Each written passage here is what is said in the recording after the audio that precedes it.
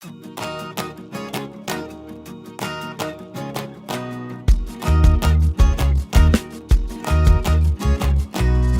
මාමා වටේ ඉන්න තරු පොකුරක් වගේ එක ඉත්තක එකට පිපුණු මල් පොකුරක් අපි